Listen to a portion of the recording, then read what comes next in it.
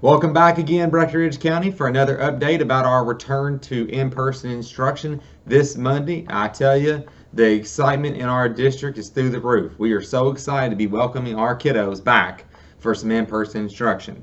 So, just to kind of going back and reviewing a little bit, we're going to start on an AB hybrid plan on Monday. Our A group students will come on Mondays and Tuesdays, and our B group students will come on Wednesday and Thursdays, and then no students will be in the school buildings on Fridays. Students are going to continue to work through the remote learning platform so that whenever they're not in in-person instruction, they can continue doing what they've been doing. We are going to work through this system for at least 3 weeks. Over the course of the 3 weeks, we'll be monitoring our COVID-19 data in the community and our schools and our quarantines to try to determine if we can go back full after 3 weeks and start phasing that in. If we're not able to, we'll continue with the AB plan, but we are very hopeful that we'll be able to maybe start phasing in full 5-day a week instruction in our schools very soon. All right, we're going to go over now the BC COVID-19 data dashboard with everyone, just to make sure that everybody understands that. So you can see our data dashboard by going to our district website, and you can click on BC COVID-19 data dashboard. Once you do that, it's going to pull up our website that will show you where we're tracking our current cases in Breckinridge County, which right now currently we have 28 active cases. It's going to show you our number of current cases in Breckinridge County schools, our number of quarantine on leave staff, and our number of quarantine in-person students. So this is going to be updated every day so that you can get on and you can see daily how our district and our community is doing. Now over here is our KDPH incidence rate level, which you'll see is yellow at the moment. Let me show you a little more about that. You can scroll down and click on this link and it will take you to this page. And whenever you go to this page, you just click on KYDPH COVID-19 and you can see this incident rate map, and you'll see Breckinridge County where we've had 133 cases total, and our average daily cases per 100,000 people is 8.4. So this is where that green, yellow, orange, and red designation comes from. Now you can also go to the KY Kentucky Team Kentucky COVID website, and you can see this as well just by scrolling down, and you'll see that they update this as well. The state does.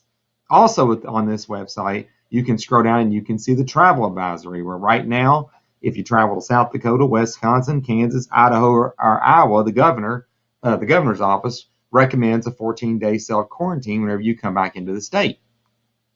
So what is all this? What are we doing with all this data? We're taking all this data and we're using a metric. Let me make this a little bit bigger for everybody. And you'll see this formula right here. So our active cases in the county minus our active cases in the district, and that gives us our X. And then our Y is our active cases in the district, and our Z is the number of school district employees. So we're going to plug those numbers in, and when that all comes together, we're going to multiply that by our KDPH incident rate.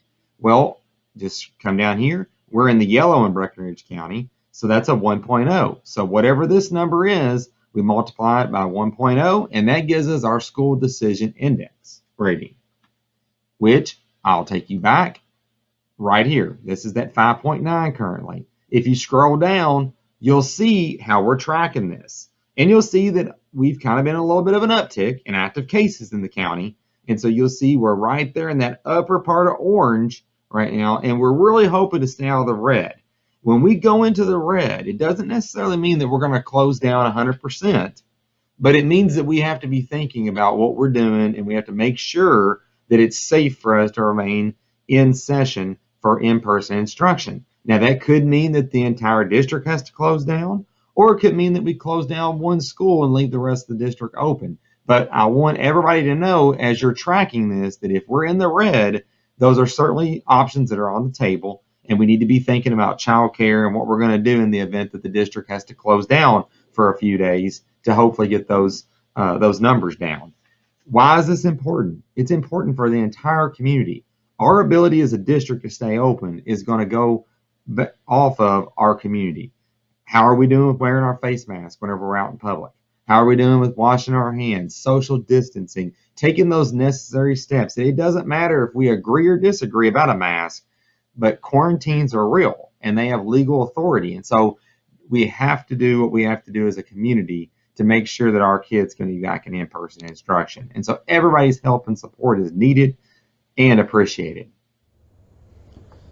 All right, now I'd like to talk to you a little bit about school bus transportation. We sent out a link earlier this morning that you can go to and check out the school bus routes. Now, this information, you can just go on and you'll look at your address, and it should give you an idea of a time frame that your child will be picked up in the mornings. But let me caution you, in the beginning of these days, you're going to want to make sure you're out at the bus stop about 15 minutes early. Remember, on AB days, not all the kids will be on the buses, so buses could be moving a little quicker through the routes than usual. Our drivers are going to do their best to stay as close to time, as on time as possible, but just to be safe, we're recommending being at your bus stop at least 15 minutes early and these first few days of in-person instruction, just to make sure.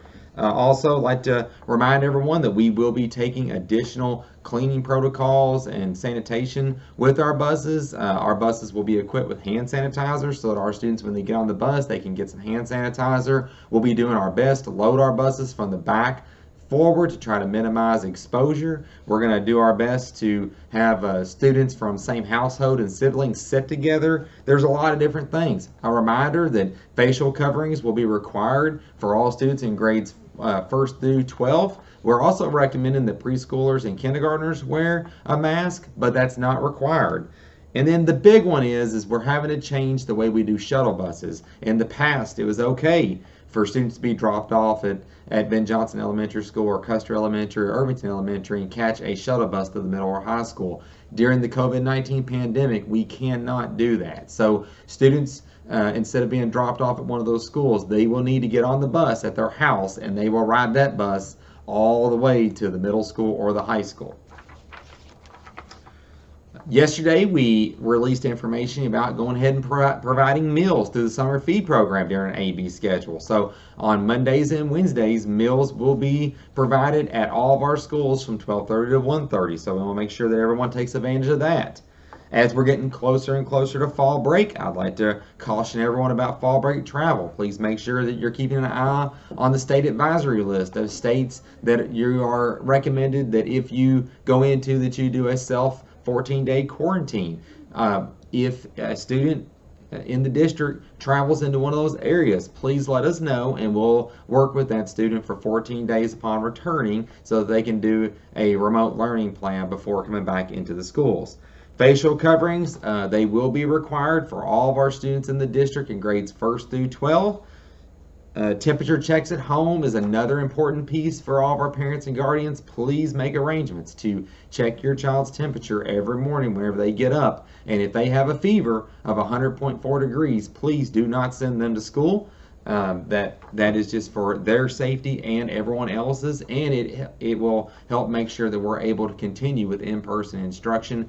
And if your child does have a fever, they will not need to come back to school until they've been fever-free without eating fever-reducing medication for at least 24 hours. In closing, I'd like to thank you and thank everybody in the community. I know the last 6 to 7 months have been very hard. We are so excited to get back to in-person instruction.